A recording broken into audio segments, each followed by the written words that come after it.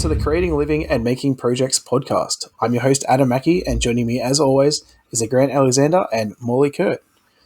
Good day, guys. How have we been the last week? Good. Awesome. Good. I have a question for you.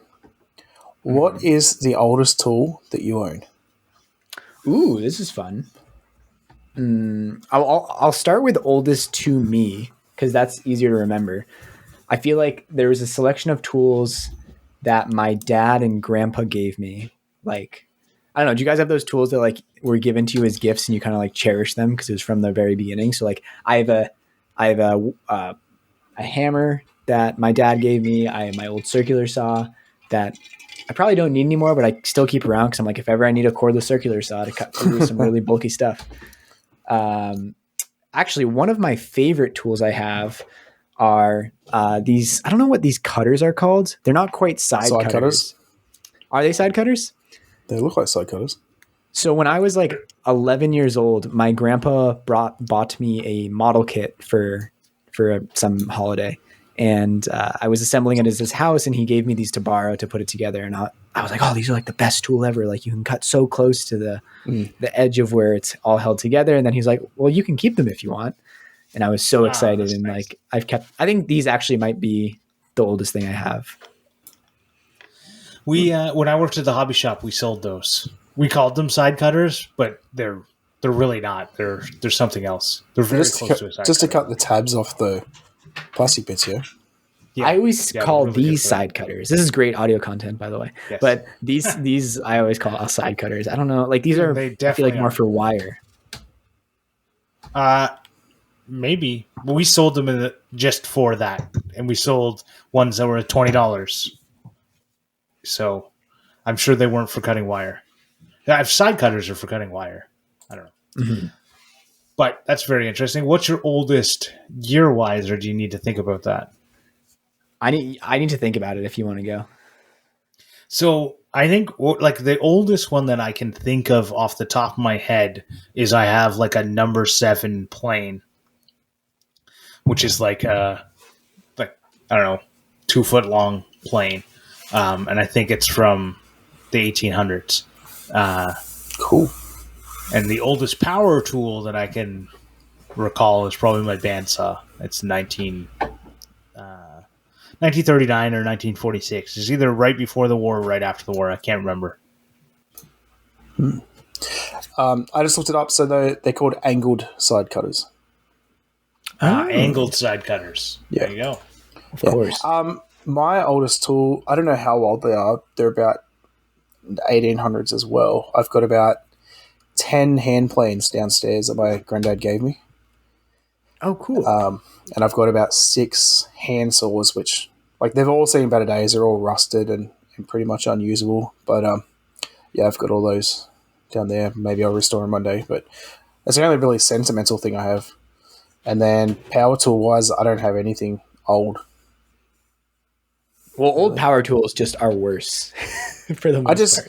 Like I'm thinking like handheld tools, like aside from, big stationary machines, but like drills and circular saws and stuff. Yeah. Yeah, well, even like as soon as I got Ryobi stuff, like the old corded drill and stuff went in the bin. So thinking about it, I don't think I have any old tools to the level that you guys do. I think everything I have that's like quote old are things that my dad gave me throughout the years when I remember like for one holiday, he bought me a toolbox and then I gradually started filling it with tools that he would give me. And it's just a lot of like old screwdrivers and stuff, like probably from the 80s would be the oldest, but I don't really think anything older than that. Really? That's crazy. Because you with such your sentimental and character, I would think you would have like an older like hand saw or like a Japanese pull saw that used to be your grandfather's or something. I don't know. Well, I mean, that's a whole... When my grandpa died, all of their possessions was a very dramatic situation because there was some pretty intense family drama going on at the time. So long story short, I got nothing from his life. I would have loved to, but that was not an option at the time. But it's funny, like I've never really been into like flea markets or antique shops very much. like I guess I get sentimental about like certain things, but like, yeah, I've never really like bought real antiques. I think the old things that I'm sentimental about were because like a family member had them or I've had them for a while. I love the thought of them, but I don't buy them. I think there's some older tools that have kind of lost their, like, we've forgotten how good some of the older tools were. Yeah. Because a new, fancy new tool came along and took its place, but it's actually not better. When I think about stuff like a router plane is one of those things that it seems like everyone should have one in their, anyone who does any woodworking should have one. Those are cool. Yeah. Well, even a hand plane in general. Right. Like a dialed in sharp hand plane is one of the best tools you can have. Like, totally. Yeah. Which is actually interesting because that's the reason I asked, is I wanted to talk about how tools have progressed over time. I think hand planes is actually a great place to start with that. So, I mean, before hand planes, I don't even know what they would have had, to be honest. Chisels, yeah. So, chisel to hand plane, and then now we're up to electric planes. Well, electric hand planes, and then tabletop planers, and I guess CNC would be the next extension of those. Well, CNC, I see more of a router upgrade. But it's a tool for flattening, which a plane is. It can be. So it's a sander. Yeah. Well, but when we want to talk about big, giant sanders, there's like those giant belts, like Jimmy DiResta has one. That's like a skip belt sander that like you only push the pressure down where you need it instead of like you put the project underneath the belt instead of putting the project on the thing. That thing's wild. Yeah. Matthias Wandel's got one of them in his like father's old shop too. But it's interesting to see like where things have come. Like everything. Screwdriver would have started with a flat piece of metal, with like a flathead screwdriver. Then Phillips come along or whatever, and then now we're up to like electric drills. So it's crazy. So yeah, I'm interested to talk about like where tools have come from and where we see them going, or where we think they could advance to. Because like a drill seems like it's at the end of its sort of cycle, but there's got to be more there.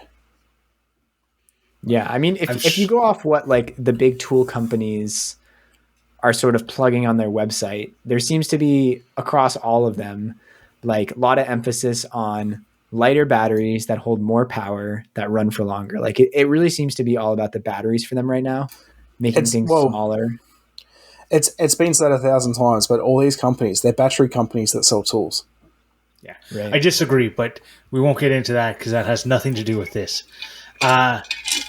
So when I think about it, I think about looking at the hobby industry, because the hobby industry generally gets these technologies ahead of time.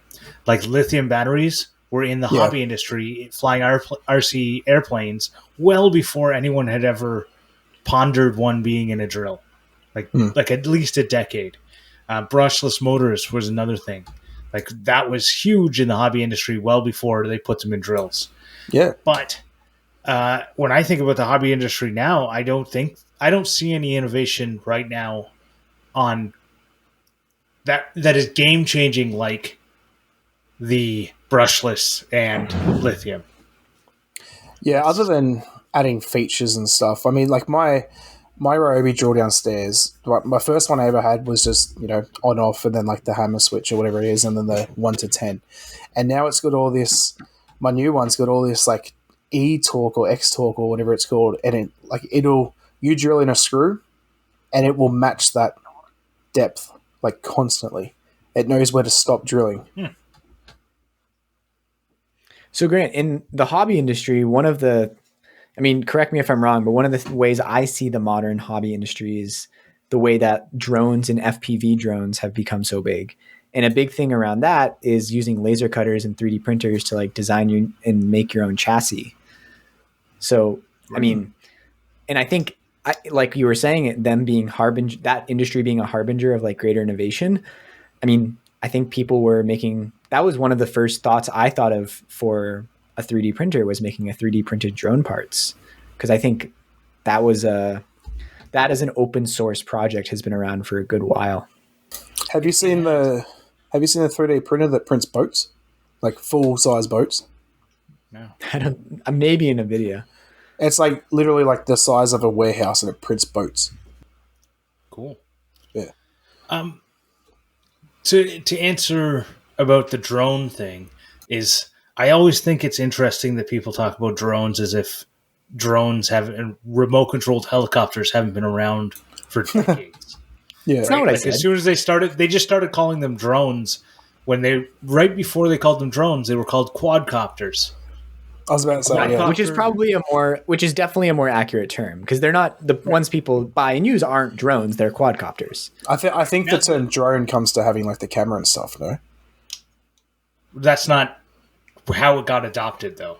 I agree. When it comes to an actual drone, it's like the first person view ones with the camera, and you have like a remote that has a camera that you're flying around. That's when you're getting into drone. But they basically any quadcopter they were calling a drone. Right. But people have been flying them and designing them and making, instead of 3D printing stuff, they either made them out of balsa wood and reinforced them with fiberglass, depending on what they needed, or they made them out of carbon fiber. People were doing stuff like that in the past. I think 3D printing just allows you to do it, like break it and fix it without any, like you break it, you press a button on your printer because you've already designed that part. Because the parts were always the problem. Because people would, you're going to have a smash landing. You're going to crash it to bits. And then you're going to come into the hobby store, and we have the parts on this, we used to, back when hobby stores existed. Before the online world took it over, you'd have all the parts on the wall, and people would come in and go, "Oh, I broke an arm. Oh, here it is." Right. But once you get into the 3D printed world, it was all about, I can fix my own one. So it's even not designing it as much. Yeah. No, there's designers, of course. The design part is a huge barrier. I think one of the ways you can look at like where's the future going is like what are kids now doing, and talking to the kids in my woodworking class who are mostly around 12 years old. A lot of them are getting 3D printers. A lot of them have like gotten them recently for gifts.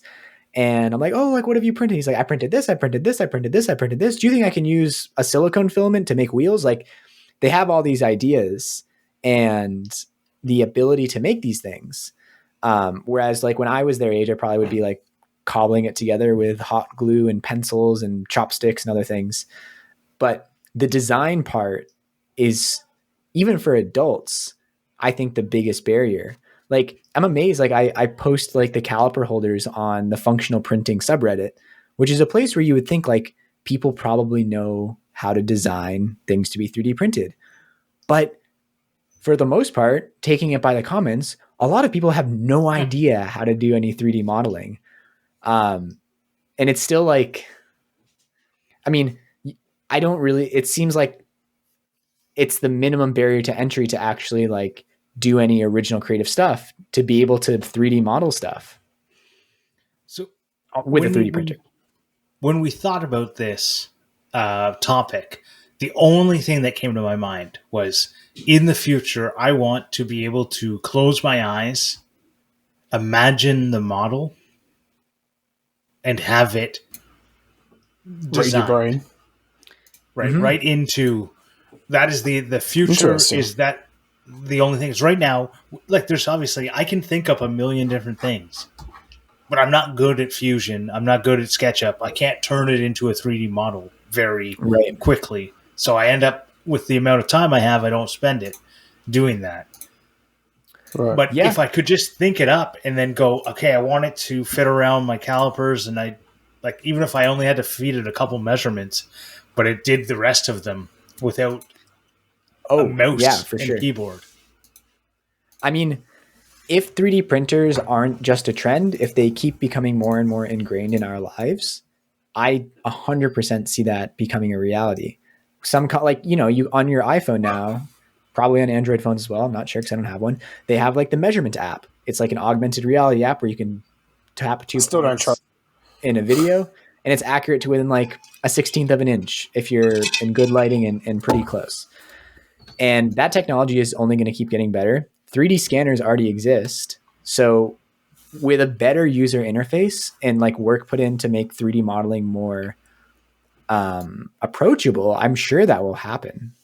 Yeah, I definitely see that coming first. Like 3D printers have gotten so popular now. I can see 3D scanning becoming a big thing next. Yeah, I mean 3D scanning, like you can buy a 3D scanner, you can 3D scan something, it will be the right size. It's just that it's messy. Like you get this mesh body that might have a lot of artifacts. If you want to 3D print it, like you'll probably have to get rid of some stuff. If you want to modify it, then you have to, like, unless you want to print exactly what you scan, you still need some CAD knowledge to actually do anything with it. Yeah, but I don't think you will. Right. In the future, you won't. In the future, it'll be like, take a picture, boom. Actually, you know what? In the future, it won't even be 3D printing. Right? I don't think 3D printing is the future, like the way that it currently is. Like I think in the future, it pooping out the PLA or whatever isn't going to be the future, and the resin isn't going to be the future. It's going to be something different, some different way of actually, like Star Trek, materializing the object, so that you can have multiple. Like you can have plastic and metal and wood being materialized into the object. Okay, let's try and keep it in our timeline. It's funny though, even in like Westworld, which is like a futuristic, like way off in the future, they still are showing essentially our current version of 3D printing to produce like the horses and everything in the title sequence. Yeah. Right. That's because some people don't have an imagination. Well, I mean, Star Trek existed before Westworld, so they definitely had the source material. I know. I feel like it just feels more realistic, though. Like using things that we have now. Like Westworld's meant to give this impression of like it's something that could happen now. I feel. Oh, gotcha. But I don't know. Yeah, I don't know. I can definitely see 3D scanning becoming a big thing for 3D printing, but I have never looked into it. I assume that 3D scanners would be expensive, no? Well, with the newest iPhone, you can 3D scan and you can use it and 3D print from it. Really? And I'm sure there's ones on the cheaper end. Like I think the same thing is happening with them as which is happening to 3D printers, that they're just getting cheaper and that's exactly where I was going with that, is that like that I feel like that's going to be the next sort of upgrade from a 3D printer. You can 3D scan with an Xbox Connect, and you have been able to for years now, and those are not very expensive. Yeah, but that takes like time and knowledge to make that work. I mean, like a physical thing that you go buy out of the box solution, yeah. So, or even a 3D printer that you set the thing on the printer and it'll scan it and then take the thing off and it'll print it. I don't know. Yeah. So they definitely have 3D scanners that are way better, that are really expensive, that people use for like the appropriate reasons. But in reality right now, most of the time, unless you're looking at things that are like faces, a lot of the times you can model it faster. Right? Oh, it's the same with anything. I can make a lot of things faster than my CNC could. Right, but what I'm saying with the 3D scan versus doing it yourself, you're taking all that time to do something that you could have done on the model. Precisely. It's all the workload. And that's the whole thing with the CNC 3D printer is you can do something else while that's doing it. Okay. I'll try and finish my sentence, and then we can... Sorry. Stop interrupting. So with the 3D scan, you're right now not able to get something perfectly out there. You still need the CAD knowledge. So yeah, you're going to need, in the future, it's going to be, like you said, pop it in there, it pops out. But I actually think when we talk about technology, and I think 3D printers aren't even on the biggest thing. It's literally going to be batteries. And it's not going to be batteries. It's going to be what I think is drawing power directly from stuff around you. You don't need a battery. It just draws power from the air. Nikola Tesla style. Before that, I reckon we'll have like wireless charging stuff. So like you put your drill down while you're not using it as wireless charging. Yeah. I don't know why that's not technology yet, actually, because that sounds genius. Yeah, $1 million idea. I wonder if any tool companies have that, like wireless charging for 20 volt. It's got to be a batteries. thing, right? Like, that's got to be the next thing for batteries. Like, Yeah, that'd be amazing. That you just put your drill down on your workbench and it starts charging. That must be in the works. The wireless charging stuff is really expensive right now because of regulations. So to get something that's why you'll see a lot of this, like Ethan and Vincent on Because We Make, we're talking about a coffee mug they have that could the one be that keeps it hot charging. Yeah, but it's not, because it's way more expensive to make something that's wireless. I've seen them wireless charging. Yeah. What? The coffee mugs. I've seen coffee mugs that are wireless charging. The coffee mugs are. Yeah. Apparently, they're not. They're apparently just. You just sit it on a coaster and it keeps it hot. You have to put it in the right spot. Yeah, right. Yeah, the coaster has a thing. Yeah. Like it has a tiny plug.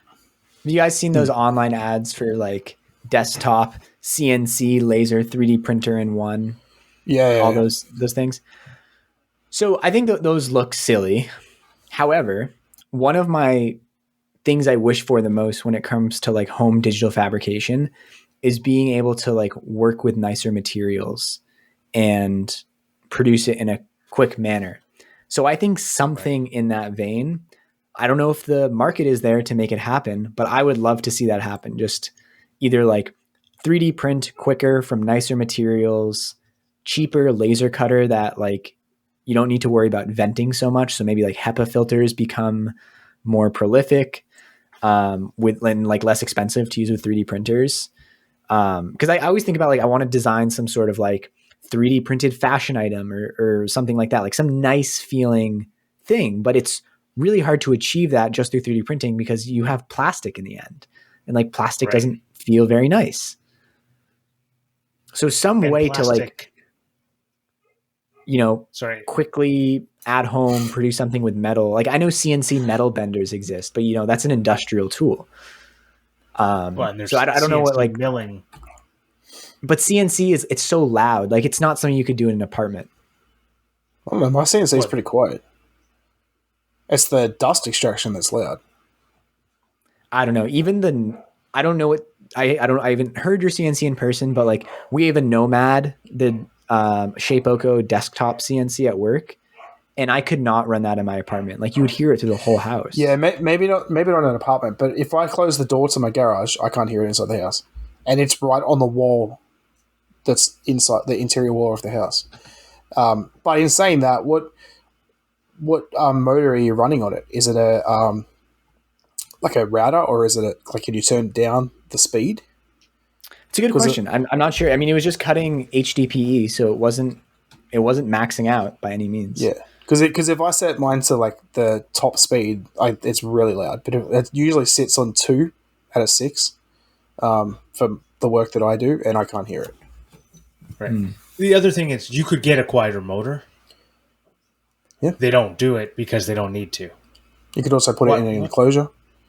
Right. Like they definitely can make it quieter because there are quieter tools out there. But why would they when they know it's going into a workshop? Yeah. Right. Yeah. Yeah. And there's definitely ways you can make it work in an apartment. True. And like if you trust those ads, the technology exists. You can buy for $1,000 some desktop fab, fully enclosed little CNC with like a 3-inch by 3-inch cutting area. I like the idea of an all-in-one. So the CNC that I have, you can buy a laser attachment for it, but the laser attachment is not powerful enough to cut, only engrave. Mm-hmm. CNC in itself is like when you say CNC, like a Cricut is a CNC. Router CNC, sorry. Yeah. Well, that's what I mean. So you could have a laser. A laser is a CNC. Yeah. Right? Like you can have them. CNC just... Everyone says it means a router, but I just think it's funny. Thank you, let's talk more pedantic about Grant. the future. No, because he's like, oh, I could get a laser for it. Well, you could definitely mount any laser you want to it, right? Yeah. Like, Yeah, CNC just means computerized numeric control or something. All right. I mean, but just to finish that topic, you feasibly could mount a laser onto any CNC gantry, but there's a lot of like aspects of a CNC or of a laser enclosure that makes it work a lot better. Like be able to move the bed up and down to set the focus and fume extraction, the UV blocking. I was going to say fume extraction is probably the biggest thing. Yeah, I don't think you would actually want to mount a laser on like a run-of-the-mill CNC. Well, yeah. Moving the bed up and down, you can move the router up or the. Well, that's the thing with the CNC. Yeah, that's how it works on my CNC. Yeah, is you just move the Z axis up and down. But anyways, in the future, in the year 2000, for Conan listeners from the 90s. Anyways, where is this going? That joke fell flat because you guys are both too young. In the future, do you think hand tools will still play a part? Yes, I do. In saying that, there's things that hand tools need to be used for. Like if you're going to put a screw into drywall and use a drill. So is your question? So your question, if I understand it correctly, is really in the future, is everything going to be prefabricated, probably digitally, and then you just assemble it in the field without the need for assembly tools? Maybe. Or you're going to have a CNC / laser / 3D printer that's large enough to produce full-on stuff. Right? Or are we going to get to the point where you have a robot that does everything for you? I can definitely see a point in the future where everything's just 3D printed, whether that be with different materials. Like, no, but I mean, once you have the technology to print like wood, well, you already have wood fiber PLA and stuff. But once you get to that, I feel like a lot of stuff will definitely be CNC'd in a way, be that laser or whatever. There's even there's people out there that are 3D printing houses. Right. I mean, it's all about scaling and like, is there a market push for it? Like, we have a lot of wood, we have a lot of concrete. I mean, I don't want to be like the naysayer for futurism, but like, I don't really see those things being replaced, maybe ever. I mean, there's so much amazing manufacturing technology currently that I don't exist. Like, do you ever just pick up like a factory made product and look at it and be like, how did they make this like in a factory setting? Like, even just like some like plastic things that like maybe aren't injected molded, but I mean, the process is currently for mass producing items is pretty insane. I'm more thinking of how do they do it so cheap. I understand like labor. Bulk, yeah, and I understand bulk buying and all that sort of stuff. But like, there's that many things I've gone to make and gone, I can buy it cheaper than I can buy the materials. Yeah, well, underpaid labor. I throw this back to you though, Grant. People are still using tools from 1700s right, that have interest for that. So I feel like people will definitely be using tools from today, 200, 300 years from now. Oh, that's actually a better question. My question was just to try and strum up some discourse. But do you think the tools of today, meaning the 3D printers of today, the CNCs of today, the lasers of today, will be useful? Or will they be like the drill of 50 years ago? The hand drill that you guys all... Where it's just worse. I feel like they'll be so much worse. I feel like the latter. Yeah. But specifically because of my point that I was making last episode or a few episodes ago, of things aren't made to last these days. If you buy a $400 3D printer, it's not made to last 100 years. It's made to last a few years, and then you go buy another one. Right. Maybe if you buy a $20,000 3D printer, maybe. Right. So when we start comparing those, it's really hard to compare because there's been a race to the bottom of quality, right? And that's Yes. So you can get stuff so cheap because there's someone willing to make a cheaper, shittier version. Yes. Yeah. For sure.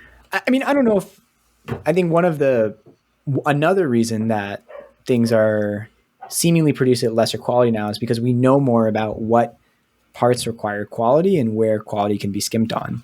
So if you trust the engineers for certain products, like just because a bridge now is built less bulky than a bridge 200 years ago, it's not because they're skimping out on materials. Well, they are, but they're skimping out on materials because they know the bridge will be equally as safe.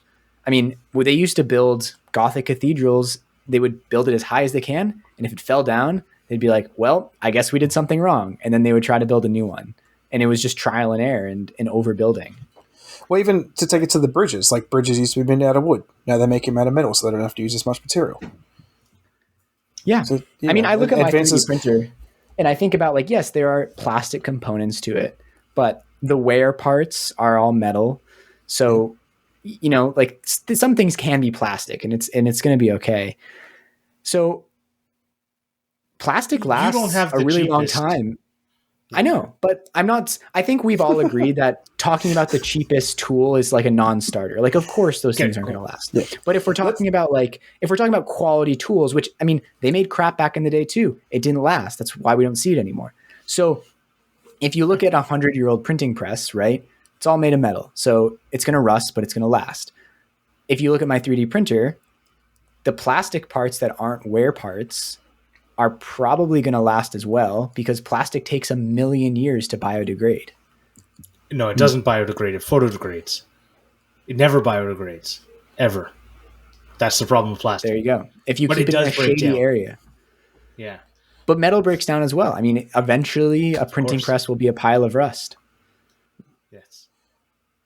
Oh, I thought you said, yeah, okay. I heard 3D printer will be a pile of rust, and I'm like, but it's plastic. Actually, let's go down that rabbit hole a little bit. Do you see any advances in material? Because I feel like, well, we have, wood, plastic, metal are like the main ones. What else could there be? Like, can they combine stuff? Plastic didn't exist 100 years ago. Exactly, my point. So, like, for instance, say the bed on your 3D printer has to be metal because it needs to heat up. Right? Yeah, I mean, if you have a heated bed.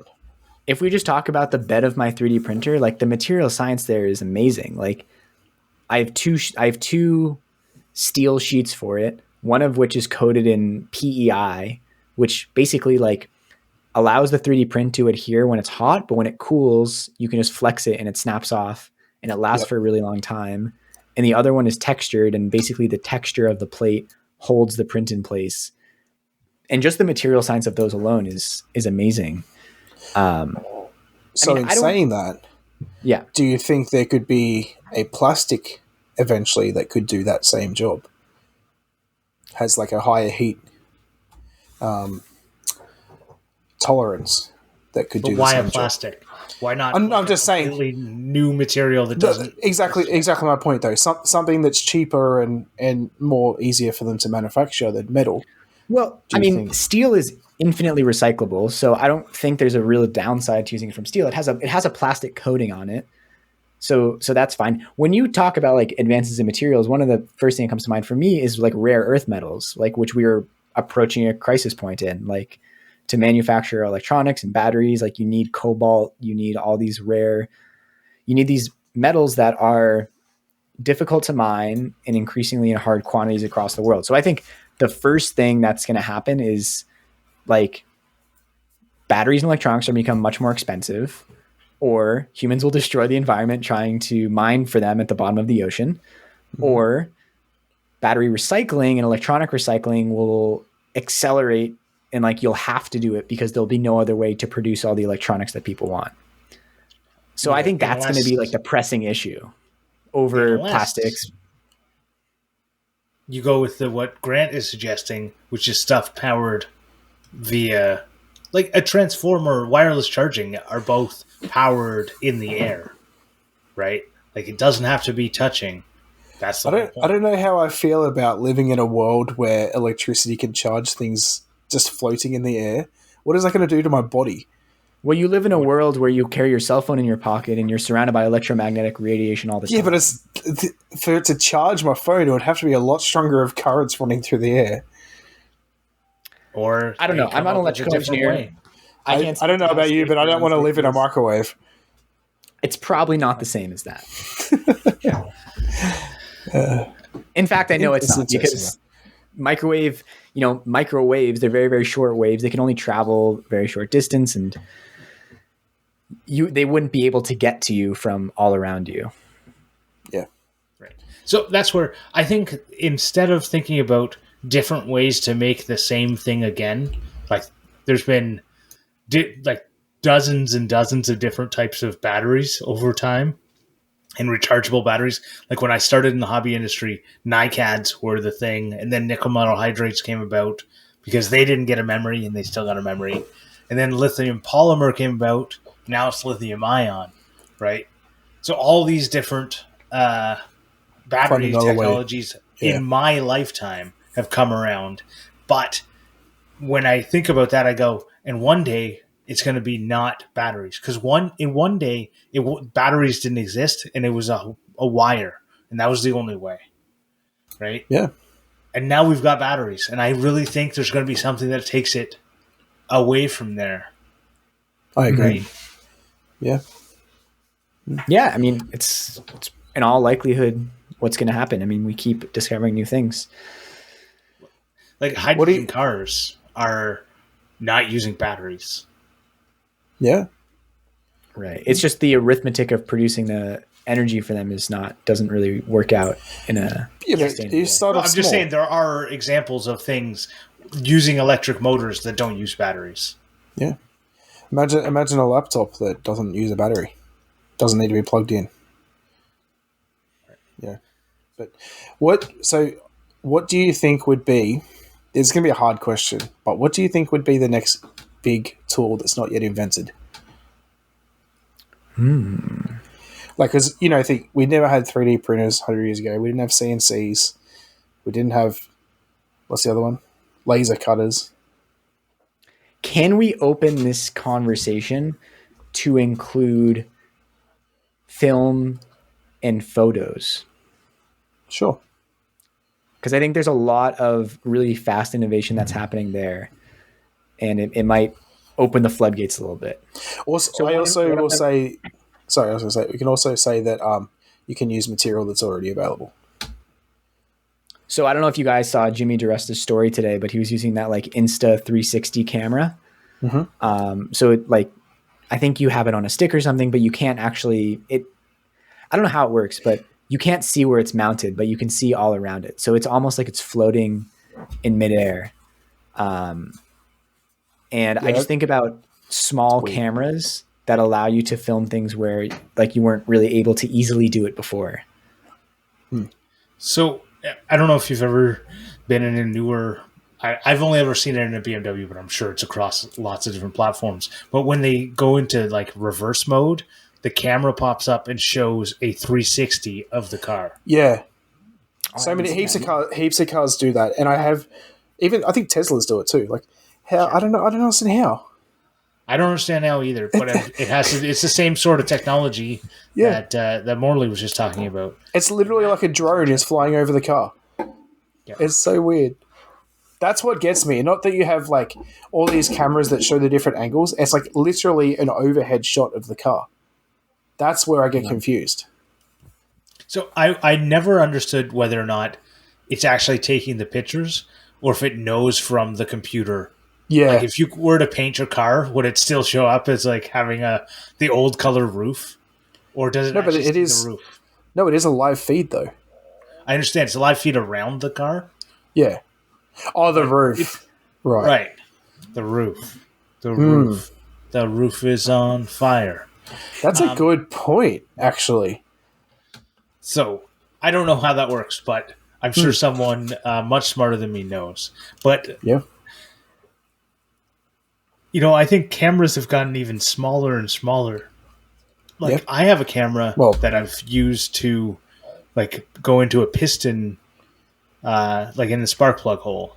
And that camera is, like, 15 years old.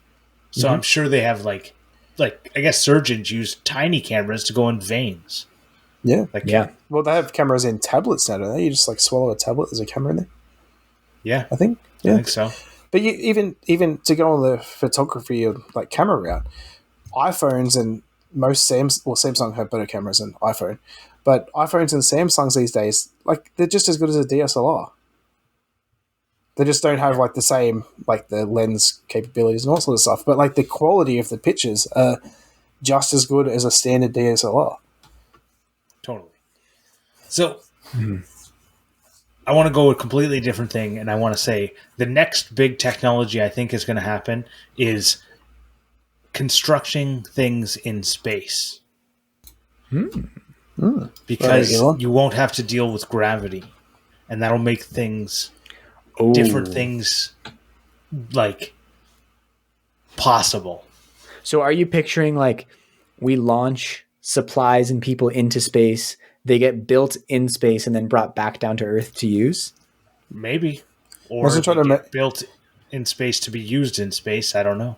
Imagine trying to make a table and it just floats there so you can float all underneath it and stuff. Yeah. Well, it's always amazing looking at like it's always amazing looking at like the International Space Station and like other satellites, and just they don't make structural sense from like a gravity perspective. Like things look like they shouldn't stay together. Everything looks way too delicate because you don't have to worry about gravity. Right. So like when we think about like, I don't know, I just think there's something there. I don't know what it is, but I think there's something. Well, yeah, I think it would be great. I think a huge barrier is the cost of launching things into space, which is getting a lot cheaper. Like I think over the past few years is like there's been more and more private satellite companies. Actually, Planet Money did a great series a couple of years ago where they launched their own satellite into space through a private satellite company. And they kind of just like documented the whole journey and how much it cost and what that whole process was like. I don't know how many rocket launchers there are a day or a week now, but it's a lot more than it used to be. Saying that about space, I feel like we're going to get to a point where we're going to start digging, right? Like, and find material that we don't have on Earth. There's got to be. Did you watch Don't Look Up? I have not, because I've heard a lot of mixed reviews, and I don't know if I want to go through the whole 2.5 to 3 hours of movie. You should watch it. It's fantastic. Really good. I just seen all the screenshots of the camera crew. Right. So in terms of launching into space, to go back, it's 10 times less expensive today than it was a decade ago. Mm-hmm. So Visual Capitalist did a graph basically showing the amount of money per kilogram to get something into space. And it is pretty darn low right now. Yeah. And, I think it'll come down to incentives. Like right now, there's a big incentive to get more internet satellites into space. And I don't know, at a certain point, like, are we going to have enough satellites? Are they going to decide that we need to keep investing money in this, or is the focus going to go elsewhere?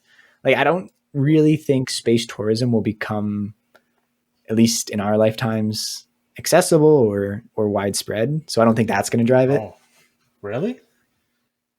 I definitely think in our lifetime it'll become accessible. I don't know. We'll see. Yeah. I could see you going into space. Like William Shatner went into space. Right? Like, but he's a millionaire. No, and I don't even know if he had to pay or not. They probably did it for the thing. But it doesn't really matter what I'm saying. The cost. He does not look like the picture of health that you used to need to be when you were on the Saturn rockets, right?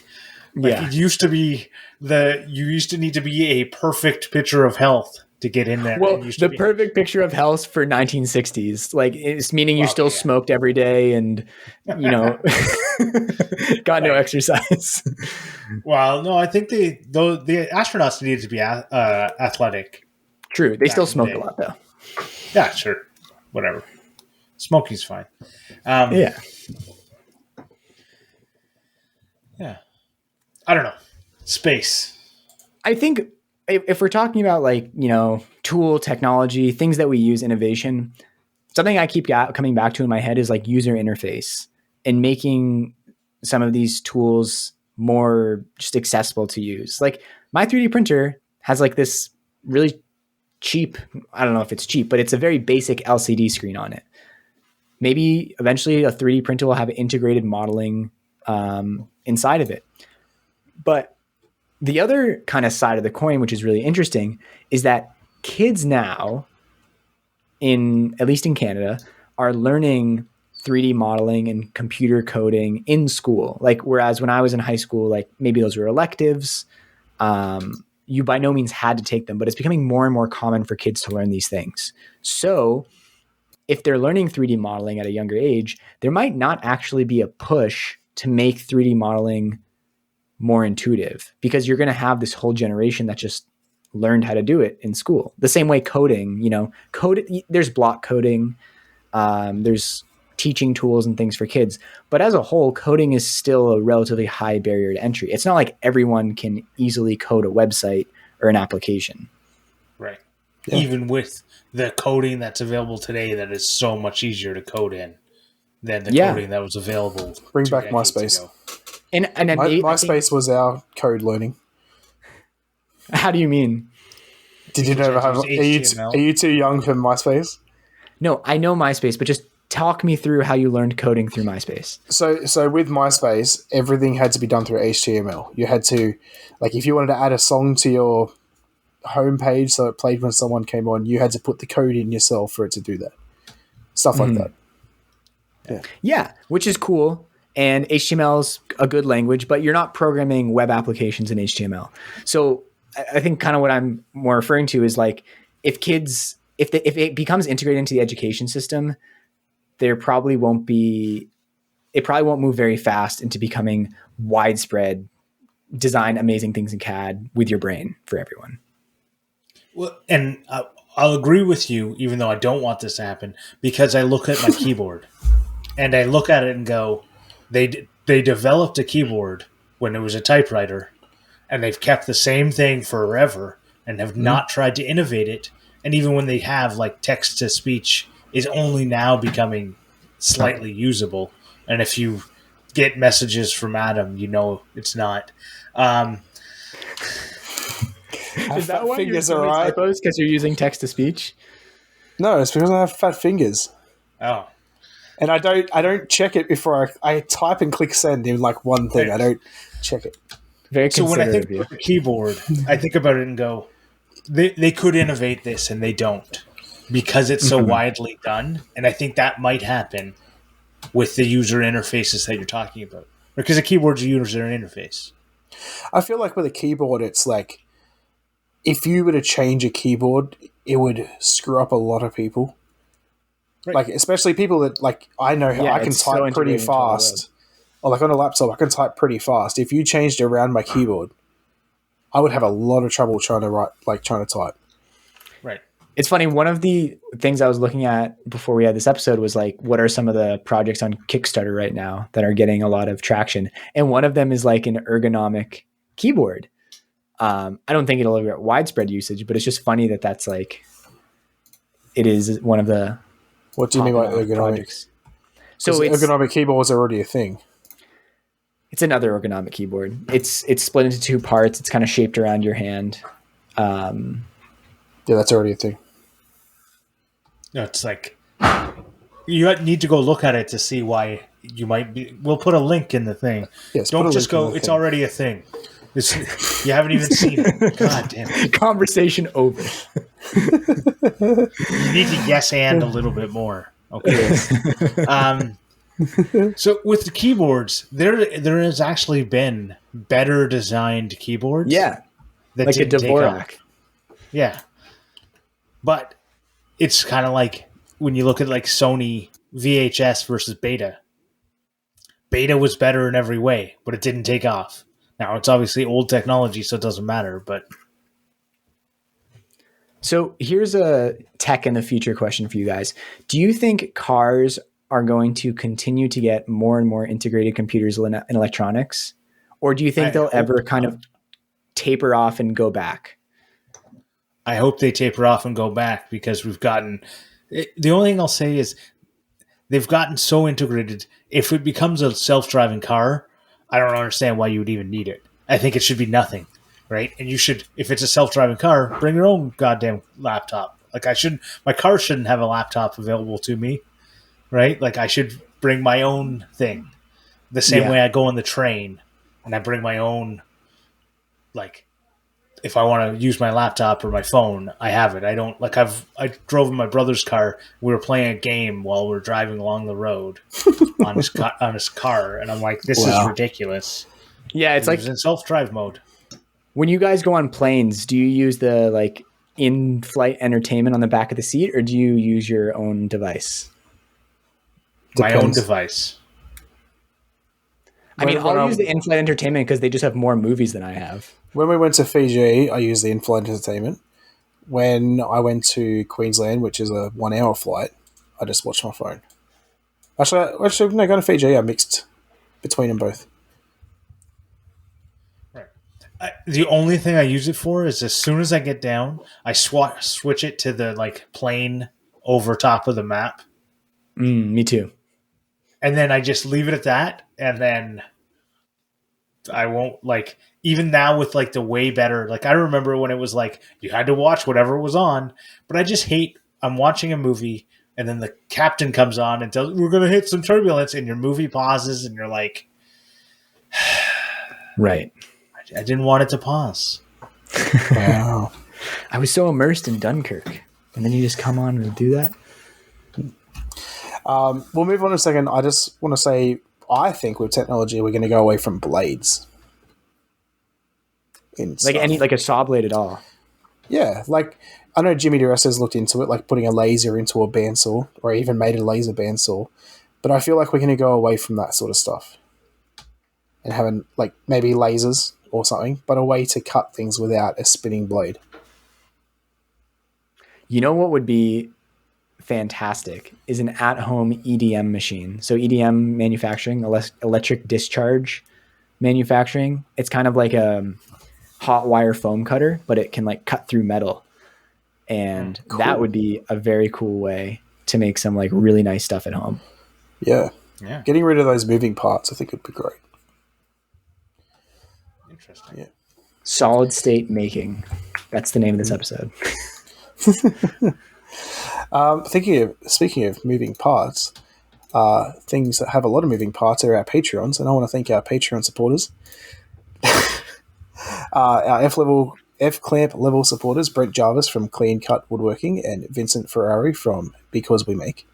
Anyone who supports us on Patreon gets access to the pre-show and after show. We had an interesting pre-show today.